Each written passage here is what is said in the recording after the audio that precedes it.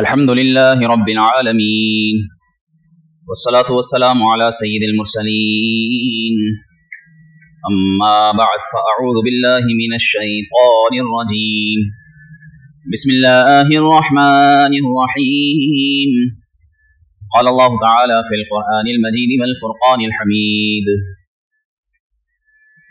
إن الذين يغضون أصواتهم عند رسول الله أولئك الذين امتحن الله قلوبهم للتقوى لهم مغفرة وأجر عظيم صدق الله تعالى مولانا العظيم وبلغنا رسوله النبي الأمين الكريم ونحن على ذلك لمن الشاهدين والشاكرين والحمد لله رب العالمين مولاي صل وسلم دائما أبدا على حبيبك خير الخلق كلهم هو الحبيب الذي ترجى شفاعته لكل هول من الأهوال مقتحم يا صاحب الجمال ويا سيد البشر من وجهك المنير لقد نبر القمر لا يمكن الثناء كما كان حقه بعد از خدا بزرگ توئی قصہ مختصر ہزار بار بشو امدہن ز مشک و گلاب ہنوز نام تو گفتن کمال بے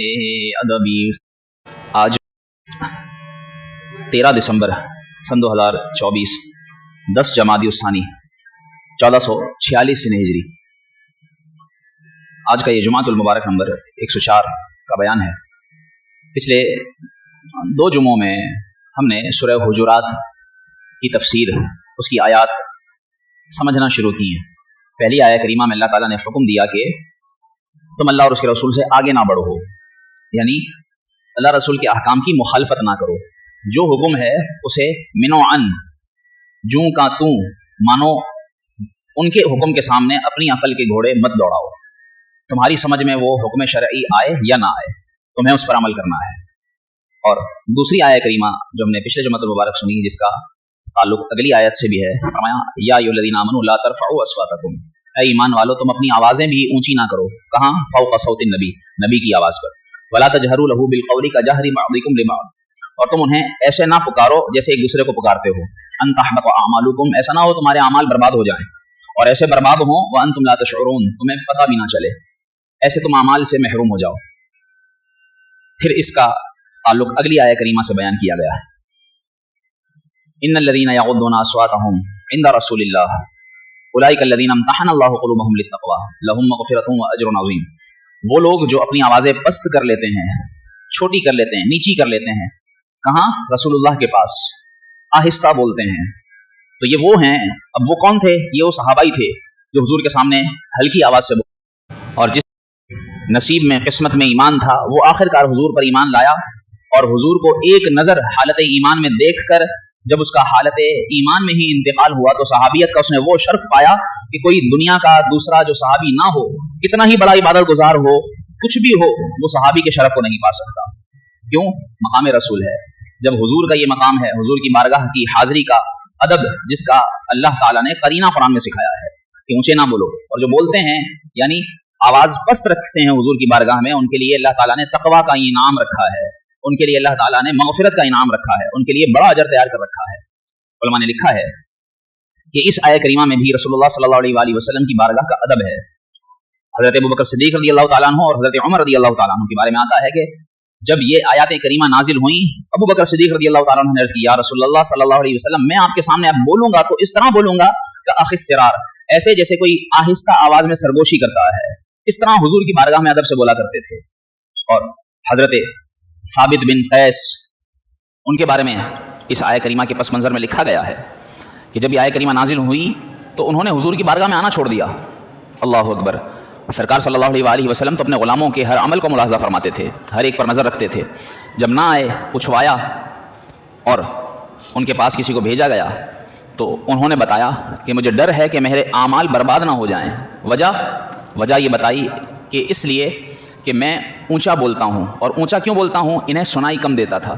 جس کو کم سنتا ہے تو پھر وہ اونچا بولتا ہے، وہ یہ سمجھتا ہے کہ میری طرح اوروں کو بھی کم سنتا ہے اور وہ اونچا بولنے کی کوشش کرتا ہے. تو ان کی سماعت کمزور تھی، اس لیے کچھ اونچا بولتے تھے. تو جب یہ اونچا بولتے تھے تو یہ آیہ کریمہ سننے کے بعد انہیں لگا کہ میں اگر حضور کی بارگاہ میں اونچا بولا، میرے تو اعمال گئے. اس ڈر سے حضور کی بارگاہ میں آنا چھوڑ دیا. اور جب رسول اللہ صلی اللہ علیہ وسلم کو یہ بات پتہ چلی تو حضور صلی اللہ علیہ وآلہ وسلم نے ارشاد فرمایا کہ اسے بلاؤ.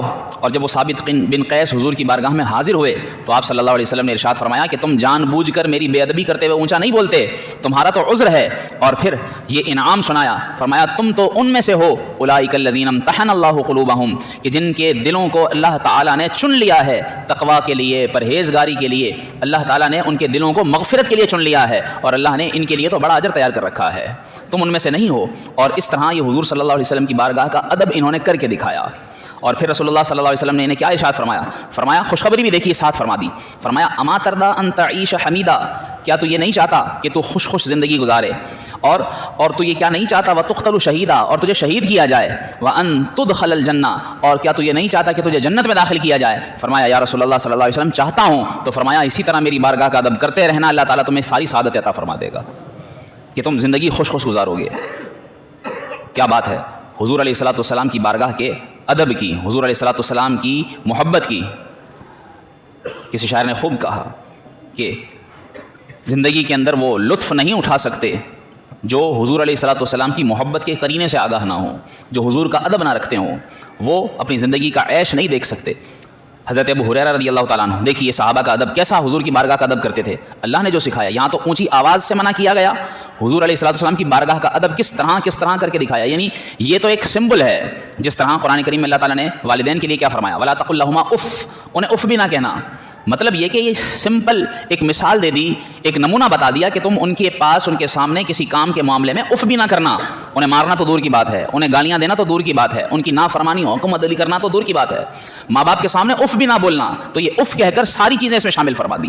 ایسے ہی حضور علیہ الصلوۃ والسلام کی بارگاہ کا ادب اس چند لفظوں سے سکھایا گیا کہ تم آواز اونچی نہ کرنا, ایک دوسرے کو جس طرح پکارتے ہو ایسے نہ پکارنا. اس کا مطلب کیا, مطلب یہ کہ تم حضور علیہ الصلوۃ والسلام کو تو خود اپنے جیسا سمجھنا تو دور کی بات ہے, حضور کی بارگاہ کو بھی تم اپنے جس طرح ایک دوسرے کو سمجھتے ہو اس طرح نہ سمجھنا. بڑی احتیاط سے کام لینا. اور یہاں وعید سنائی ہے, اعمال برباد ہو جائیں گے اور تمہیں پتہ بھی نہیں چلے گا. اللہ اکبر, کتنی شان حضور علیہ السلام کی بارگاہ کی ادب کی. حضرت ابو ہریرہ رضی اللہ تعالیٰ عنہ نے پھر کیا, اونچی آواز تو ان سے درکنار بہت دور کی بات تھی, حضور کی بارگاہ کا ادب کیسے کر کے دکھایا. ابو ہریرہ رضی اللہ تعالیٰ عنہ تشریف لا رہے ہیں, سامنے سے دیکھا حضور علیہ الصلوۃ والسلام کی تشریف آوری ہو رہی ہے. آپ نے دیکھا اور حضور کو دیکھ کر چھپ گئے دیوار کی اوٹ میں. آپ صلی اللہ علیہ وسلم گزر گئے, لیکن نگاہ نبوت سے کیا چھپا تھا. آپ صلی اللہ علیہ وآلہ وسلم نے جب بعد میں حاضری دی حضور کی بارگاہ میں تو آپ صلی اللہ علیہ وآلہ وسلم نے پوچھا کیوں چھپ گئے تھے. کہنے لگا یا رسول اللہ صلی اللہ علیہ وآلہ وسلم, میں اس وقت طہارت سے نہیں تھا, اس لیے میں نے مناسب نہیں سمجھا کہ یا رسول اللہ صلی اللہ علیہ وسلم میں آپ کے سامنے آؤں اور مجھے طہارت حاصل ہوئی نہ ہو. میں آپ سے ملتا بھی ہوں تو با طہارت ہو کر. ایسے ہی حضرت اصلع بن شریک, اب دیکھیے ایک تو حضور سے ملنا, اب حضور سے جڑی چیز کا ادب کرنے کا ادب مقام دیکھیے کتنا ادب صحابہ نے کر کے دکھایا. اصلع بن شریک کے بارے میں آتا ہے کہ یہ حضور علیہ الصلوۃ والسلام جب سفر پر ہوتے تو آپ صلی اللہ علیہ وسلم کا جو اونٹنی کا کجاوا, جو اوپر ڈولی جس میں آپ تشریف فرما ہوتے, یہ وہ کستے تھے, وہ باندھتے تھے. ایک بار آپ صلی اللہ علیہ وسلم پڑاؤ کیے ہوئے ہیں, حکم دے دیا کہ کوچ کرے گا قافلہ. اور جب خدمت ان کی تھی کہ اونٹنی کا کجاوا انہوں نے کسنا تھا, اب انہوں نے دیکھا کہ اچانک کوچ کا حکم ہو گیا ہے, رات کا وقت ہے اور سردی ہے اور انہیں غسل کی حاجت ہے. کہتے ہیں کہ اتنے میں نے ایک انصاری صحابی سے کہا کہ اگر ہو سکے تو تم حضور علیہ السلام کا کجاوا کس دو, میں حضور کے کجاوے کو ہاتھ نہیں لگاؤں گا. اور یہ کہہ کر انصاری کو بھیج دیا. انہوں نے حضور کا کجاوا کسا. کہا جاتا ہے کہ جس کا کام اسی کو سادھے. اب جن کا کام تھا انہوں نے وہ کام نہیں کیا, اور جس نے کیا وہ ان کو کام نہیں تھا. ان سے جیسا ہو سکا ان سے باندھا گیا, باندھ دیا. حضور اس میں تشریف فرما ہوئے. جب آگے چلا قافلہ تو وہ کجاوا ہلا. تو آپ صلی اللہ علیہ وسلم نے صحابہ سے پوچھا آج کجاوا کس نے باندھا ہے. پہچان گئے کہ جو باندھتا تھا اس نے اس طرح نہیں باندھا ہوا آج. اس کا مطلب آج اس نے کجاوا کسا نہیں, وہ بندہ کوئی اور ہے. اور یہ جلدی جلدی پانی کسی طرح گرم کر کے غسل کر کے جلدی سے قافلے سے آ کر ملے.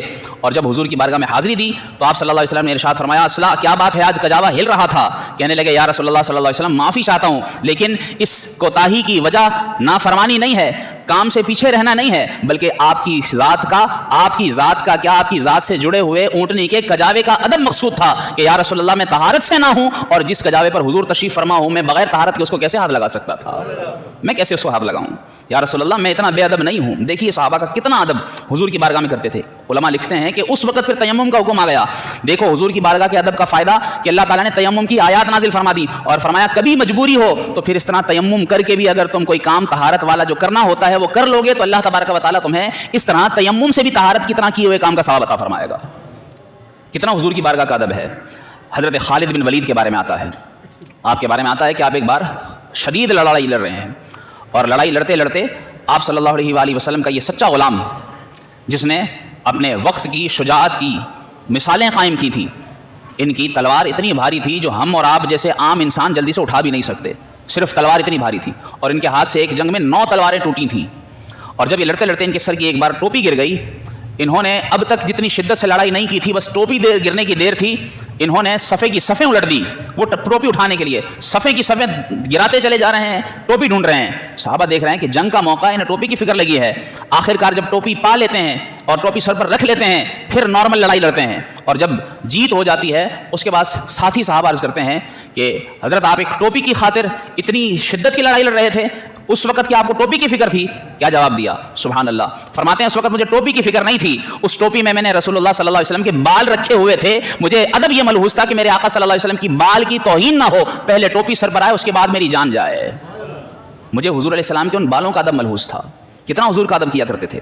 حضرت ابن عمر رضی اللہ تعالیٰ عنہ جس نشست پر آپ صلی اللہ علیہ وسلم تشریف فرما ہوتے تھے وہاں ہاتھ مل مل کر یوں ہاتھ پھیر کر چہرے پر پھیرا کرتے تھے، حضور کی بارگاہ کا ادب۔ اور نہ صرف یہ آپ کی زندگی میں بعد وصال بھی صحابہ کرام نے، لوگ کہتے ہیں کہ حضور علیہ الصلوۃ والسلام تو اب دنیا سے جا چکے، وصال ظاہری ہو گیا، اب بھی حضور کی بارگاہ کا ادب اسی طرح باقی ہے جس طرح آپ کی حیات میں باقی تھا۔ حضرت مالک رضی اللہ تعالیٰ عنہ، امام مالک کے بارے میں آتا ہے کہ آپ سے کہا گیا کہ آپ کی بارگاہ میں مجمع زیادہ ہوتا ہے، آپ حدیثیں سناتے ہیں تو آپ کسی بندے کو آگے مقرر کر لیں جو آپ کی آواز آگے پہنچائے، پہلے مائک سسٹم نہیں ہوتا تھا کہ آپ کی آواز دور تک جائے لوگ سن سکیں۔ آپ نے فرمایا آواز کی بات کرتے ہو، حضور علیہ الصلوۃ والسلام کے روضہ اطہر مسجد نبوی میں بیٹھ کر آپ حدیثیں پڑھایا کرتے تھے، سنایا کرتے تھے، تو کہتے ہیں کہ تم کیا سمجھتے ہو کہ میں آدمی کو کھڑا کر کے حدیثیں سنواؤں؟ لیکن کیا تم نے یہ اللہ رب العالمین کا قرآن کلام نہیں سنا؟ اللہ نے فرمایا ہے لا ترفعوا اصواتکم، تم یہ سمجھ رہے ہو کہ یہ وصال ظاہری ہو چکا ہے؟ نہیں، اب بھی حضور علیہ الصلوۃ والسلام کا جس طرح زندگی میں ادب تھا، آپ کی وفات کے بعد بھی ایسا ہی ادب ہے۔ میں یہ بے ادبی نہیں کر سکتا کہ حضور کے در پر میں کسی کو اونچی آواز کرنے کے لیے کھڑا کر سکوں، چاہے وہ حضور کی حدیث ہی کیوں نہ ہو۔ حضور علیہ السلام کی بارگاہ کا ادب اتنا رکھا۔ حضرت عائشہ صدیقہ رضی اللہ تعالیٰ عنہ کے بارے میں آتا ہے کہ کسی جگہ سے آپ کے حجرے کے آس پاس جہاں روضہ رسول بھی تھا، آپ کا حجرہ بھی تھا، کیل ٹھونکنے کی آواز آئی، فرماتے ہیں فوراً منع کروا دیا کہ یہاں آواز اونچی نہ کرو، یہ بارگاہ رسول ہے، کیل بھی اتنی آواز سے نہ ٹھوکی جائے۔ کتابوں میں لکھا ہے کہ حضرت علی رضی اللہ تعالیٰ عنہ نے، اب دیکھیے کتنی سردی ٹھنڈ، اس طرح کے موسم میں بھی اور حفاظت کے پیش نظر بھی لوگوں کو دروازوں کی ضرورت ہوتی ہے، اس وقت لکڑی کے دروازے استعمال ہوتے، وہ کواڑ، وہ پلے لکڑی کے ہوتے ہوئے بھی حضرت علی نے اپنے گھر کے، اپنے حجرے کے وہ کواڑ ہٹوا دیے۔ کس لیے ہٹوا دیے؟ کہ کہیں یہ لکڑی کے پلے ہلانے سے آواز نہ آئے، پردے کے طور پر کپڑا استعمال کیا اور اس دروازے کی جگہ کپڑا لٹکا دیا کہ کہیں ایسا نہ ہو کہ کہیں یہ لکڑی کا کواڑ ہلے اور جلے اور اس سے آواز پیدا ہو اور حضور علیہ السلام کے در کی بے ادبی ہو جائے۔ کپڑے لٹکائے، پردے لٹکائے اور اس طرح حضور کی بارگاہ کا ادب کر کے دکھایا۔ حضرت عمر رضی اللہ تعالیٰ عنہ جب کچھ اشخاص مسجد نبوی میں آئے اور اونچا بولنے لگے تو آپ رضی اللہ تعالیٰ عنہ نے بلوایا اور پوچھا کہاں سے آئے ہو؟ کہنے لگے طائف سے۔ فرمایا اگر مدینے کے ہوتے تو پھر میں تمہیں کوڑے لگواتا، کیونکہ تم باہر سے آئے ہو اس لیے تمہیں بارگاہ رسالت کا ادب نہیں معلوم، ورنہ مدینے کے ہوتے تو تمہیں کوڑے لگوائے جاتے کہ تم نے آواز اونچی کی ہے حضور کی بارگاہ میں، آواز ہلکی رکھو، آواز پست کرو۔ اللہ نے فرمایا ہو ضائع عمل جاسن، کوئی اچا نہ دم مارے میرے یار دے بوہے تے، میرے محبوب کے دروازے پر کوئی اونچی بات نہ کرے، عمل برباد ہو جائیں گے۔ خلاصہ یہ کہ اللہ نے حضور علیہ السلام کی بارگاہ کا ادب سکھایا اور پھر ساتھ ساتھ بتا دیا، انعام بیان کر دیا، وہ لوگ کہ جن کو اللہ تعالیٰ نے آزمایا کہ وہ آواز نیچی رکھیں تو اللہ تبارک و تعالیٰ نے ان سب دلوں پر نظر فرمائی۔ کتابوں میں لکھا ہے کہ اللہ تعالیٰ نے سب دلوں پر نظر فرمائی، جس کا دل سب سے اعلیٰ تھا وہ حضور صلی اللہ علیہ وآلہ وسلم تھے، انہیں چن لیا۔ اس کے بعد لوگوں کے دلوں پر نظر فرمائی، حضور علیہ السلام کے دل کے بعد صحابہ کے دل، آپ صلی اللہ علیہ وسلم کے صحابہ کے دل اللہ کے نزدیک بہترین تھے، اور انہیں چننے کے بعد علماء فرماتے ہیں اولئک الذین، یہ وہ لوگ تھے جنہیں اللہ نے چن لیا تھا حضور کی بارگاہ کا ادب کرنے کے لیے۔ صحابہ کو بھی اللہ نے چنا ہے تو انہوں نے ادب کر کے دکھایا۔ اور پھر ایک روایت میں آتا ہے اگلی آیت کریمہ، آیت نمبر سورہ حجرات کی آیت نمبر 4 میں فرمایا ان الذین ینادونک من وراء الحجرات اکثرهم لا یعقلون۔ ایک بنی تمیم کا 70 افراد کا ایک وفد حضور کی بارگاہ میں آیا اس نیت سے کہ وہ حضور سے مکالمہ کریں، پوچھیں اسلام کیا ہے اور وہ اپنے بارے میں بتائیں۔ جب وہ آئے دوپہر کا وقت تھا، آپ صلی اللہ علیہ وسلم حجرے میں آرام فرما رہے تھے، انہوں نے آواز لگانا شروع کی باہر سے، یا محمد اخرج الینا، محمد باہر آئیے۔ جب یہ الفاظ انہوں نے کہے اللہ تعالیٰ نے حضور پر قرآن کی آیات نازل فرما دی، فرمایا ان الذین ینادون کا، یہ جو آپ کو باہر حجروں سے آوازیں لگاتے ہیں اکثرهم لا یعقلون، بے عقل ہیں، انہیں عقل نہیں ہے کہ کس طرح حضور کو بلانا ہے، کس طرح حضور کو پکارنا ہے۔ وَلَوْ أَنَّهُمْ صَبَرُوا حَتَّى تَخْرُجَ إِلَيْهِمْ لَكَانَ خَيْرًا لَهُمْ وَاللَّهُ غَفُورٌ رَحِيمٌ، اگر یہ آپ کو پکارنے کی بجائے صبر کرتے رہتے حتیٰ کہ آپ خود باہر آتے تو پھر اللہ تبارک و تعالیٰ اتنا ادب کرنے پر انہیں انعام ہی عطا فرماتا ہے، ان کی ہمیشہ کے لیے بخشش کر دی جاتی ہے۔ یہ ادب حضور کی بارگاہ کا قرآن کی آیت سے سکھایا گیا۔ اور پھر جب آپ صلی اللہ علیہ وآلہ وسلم باہر تشریف لائے تو کہنے لگے انا مدحنا زین و انا شتمنا شین، کہنے لگے کہ اے محمد آپ جانتے نہیں ہم کون ہیں، ہم جس کی ہم تعریف کر دیں اس کو پر لگ جاتے ہیں، ہم جس کو عیب زدہ کر دیں اس کو کوئی پوچھتا نہیں ہے۔ اور کہنے لگے ہم کون ہیں، نحن اکرم العرب، ہم عرب لوگوں میں سے، عربیوں میں سے سب سے زیادہ عزت والے قبیلے سے تعلق رکھتے ہیں، بنو تمیم سے ہیں ہم۔ آپ صلی اللہ علیہ وسلم نے کھلے طور پر ارشاد فرمایا کذبتم، تم غلط کہہ رہے ہو، بل مدح اللہ الزین وشتمہ الشین واکرم منکم یوسف، فرمایا مدح تو اس کی ہے، یعنی تعریف تو اس کی ہے جسے اللہ تبارک و تعالیٰ تعریف کے قابل قرار دے، جسے اللہ عزت عطا فرمائے، اور عیب دار وہ ہے جو اللہ کے نزدیک برا ہو، اور فرمایا تم میں سے تو یوسف زیادہ عزت والے ہیں۔ یہ حضرت یوسف علیہ السلام کی اولاد سے تھے۔ پھر بڑی دیر تک مکالمہ ہوا، مباحثہ ہوا، آخر کار یہ ایمان لائے، اور ایمان لاتے ہی رسول اللہ صلی اللہ علیہ وسلم کی بارگاہ میں یہ صحابیت کا شرف پا گئے۔ علماء نے لکھا کہ دراصل ان کا اس طرح حضور صلی اللہ علیہ وآلہ وسلم کے جواب میں سن کر چپ ہو جانا یہ ادب تھا، اور اس ادب کی وجہ سے اللہ تبارک و تعالیٰ نے انہیں انعام طور پر انہیں ایمان بھی نصیب فرما دیا، اور یہ خوشخبری سنا دی کہ تمہاری بخشش کر دی گئی ہے۔ اللہ تعالیٰ نے بخشش کی نعمت عطا فرمائی، یعنی واللہ غفور رحیم، اللہ بخشنے والا بڑا مہربان ہے۔ ان تمام آیات کریمہ میں، یعنی ان تقریباً 4 آیات میں، آیت نمبر 2 سے لے کر 5 تک، ان چاروں آیات میں حضور علیہ الصلوۃ والسلام کی بارگاہ کا باقاعدہ ادب سکھایا گیا ہے۔ علماء نے ان آیات کی روشنی میں یہ ساری گفتگو بیان کرنے کے بعد خلاصہ یہ نکالا، بیان یہ کرتے ہیں کہ مسلمانوں کو چاہیے کہ جس طرح حضور بڑے ہیں، جس طرح حضور علیہ الصلوۃ والسلام ایک بزرگی رکھتے ہیں، مقام رکھتے ہیں، رتبہ رکھتے ہیں، فرمایا مسلمانوں تم میں سے بھی جو کوئی رتبہ مقام رکھتا ہو تم اس کا ادب کیا کرو، چاہے وہ تمہارے والد ہوں، چاہے وہ تمہارے استاد ہوں، چاہے وہ تم سے عمر میں بڑے ہوں، چاہے وہ تم سے مقام و مرتبے میں بڑے ہوں، تمہیں چاہیے کہ تم ادب کیا کرو۔ کتابوں میں لکھا ہے بہت بڑے عالم ابو عبید، ان کے بارے میں آتا ہے کہ انہوں نے جب سے یہ باتیں سنی، حضور کی بارگاہ کا ادب سنا، تو کہنے لگے حضور کی بارگاہ میں تو کبھی کبھی جانا ہوتا ہے، لیکن ہم ہر جگہ جہاں موجود ہوتے ہیں ہمارے ساتھ کوئی نہ کوئی بڑا ہوتا ہے، کوئی استاد ہوتا ہے، کوئی افضل مقام رکھنے والا ہوتا ہے۔ تو فرماتے ہیں ہم جب سے حضور کی بارگاہ کا ادب سنا ہے تو اللہ تبارک و تعالیٰ نے حضور صلی اللہ علیہ وآلہ وسلم کی شان کے صدقے ہمیں بڑوں کا ادب سکھایا ہے۔ اور فرماتے ہیں ما دققت علی عالم حتی یخرج فی وقت خروجہ، فرماتے ہیں کہ حضور کی بارگاہ کا ادب سیکھنے کے بعد اللہ نے اتنا ادب فرمایا، عطا فرمایا کہ کسی عالم کے دروازے پر بھی جاتا ہوں اس کا دروازہ نہیں بجاتا جب تک وہ خود باہر نہیں آتا، میں اس کے ادب میں خاموشی سے وہاں کھڑا رہتا ہوں، اتنا ادب کر کے کرتا ہوں۔ اور کتابوں میں لکھا ہے کہ حضرت عبداللہ بن عباس، دیکھیے حضور کے چچا کے بیٹے ہیں، صحابی ہیں، بچپن حضور کی بارگاہ میں گزارا، یہ وہ صحابی کہ جو ابن عباس، عبداللہ بن عباس کے نام سے مشہور ہوئے، اور رسول اللہ صلی اللہ علیہ وسلم نے انہیں حبر الامہ کہا، اس امت کا بڑا عالم قرار دیا، اور انہیں رئیس المفسرین کہا جاتا ہے، یعنی مفسروں کے استاد سردار ہیں۔ سب سے پہلی تفسیر قرآن انہوں نے لکھی۔ کتابوں میں لکھا ہے کہ یہ قرات کا علم سیکھنے حضرت ابی بن کعب کے پاس جاتے تھے، وہ قرات کے عالم تھے، اور جب ان کے پاس جاتے تھے تو دروازہ بجاتے نہیں تھے، کھڑے ہو جاتے تھے۔ جب حضرت ابی بن کعب کو پتہ چلا کہ رسول اللہ کے چچا کے بیٹے آ کے ہیں اور دروازے پر کھڑے رہتے ہیں، دروازہ نہیں بجاتے ادب کی وجہ سے، تو کہنے لگے کہ اے ابن عباس تم نے ایسا کیوں کیا، تم نے مجھے باہر کیوں نہیں بلا لیا؟ کیا کہتے ہیں؟ کہتے ہیں العالم فی قومہ کالنبی فی امتہ، فرمایا عالم اپنی قوم کے اندر ایسا ہے جیسے نبی اپنی امت کے اندر ہوا کرتا ہے۔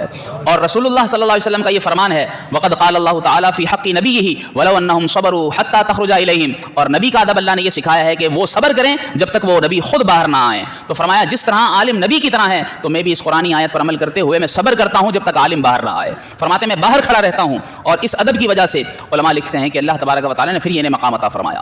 اس لیے علامہ آلوسی فرماتے ہیں اس آیت کریمہ کے بعد تفسیر لکھنے کے بعد فرماتے ہیں جب میں نے بچپن میں یہ واقعہ پڑھا، فرماتے ہیں اس کے بعد سے پھر عمر بھر اپنے استادوں کا اسی طرح ادب کرتا رہا کہ استادوں کے سامنے آہستہ سے بولتا تھا۔ آج دیکھیے ہمارے معاشرے میں استادوں کے مقام مرتبے سے لوگ ناآشنا ہیں، استادوں کی نقل اتاری جاتی ہے، استادوں کے اوپر بھپکیاں کسی جاتی ہیں، اور استادوں کو بسا اوقات مارا پیٹا جاتا ہے، اور نہ صرف استادوں کو اپنا کوئی بھی بڑا ہو ماں باپ کے ساتھ برا سلوک کیا جاتا ہے، اپنے سے بڑی عمر کے لوگوں کو تنگ کیا جاتا ہے، انہیں کسی نہ کسی طرح تکلیف پہنچائی جاتی ہے۔ مسلمان کی یہ شان نہیں۔ ان آیات کی روشنی میں ہمارے لیے ادب کا یہ طرز سامنے آیا کہ ہمیں چاہیے کہ رسول اللہ صلی اللہ علیہ وسلم کی بارگاہ کا ادب تو کریں ہی، لیکن اپنے سے جو بھی بڑا ہو، چاہے وہ عمر میں بڑا ہو، چاہے وہ مرتبے میں بڑا ہو، چاہے وہ ہمارا استاد ہو یا والد یا والدہ ہوں یا بڑا بہن بھائی ہو، کوئی بھی ہو، حتیٰ کہ کوئی دوست بھی عمر میں بڑا ہے اور وہ مسلمان ہے، اور مسلمان ہونے کی حیثیت سے جو اس کا ادب ملحوظ رکھنا چاہیے وہ ہمیں رکھنا چاہیے، اس کا ادب کرتے ہوئے زندگی گزارنی چاہیے، کیونکہ با ادب با نصیب ہوا کرتا ہے اور بے ادب بد نصیب ہوا کرتا ہے۔ اللہ تعالی ہم سب کو ادب رسول بھی نصیب فرمائے اور ہمیں با ادب زندگی گزارنے کی توفیق عطا فرمائے، آمین بجاہ نبی الامین صلی اللہ علیہ وسلم۔ وہ لطف زندگی پایا نہیں کرتے جو یادیں، مصطفیٰ سے دل کو بہلایا نہیں کرتے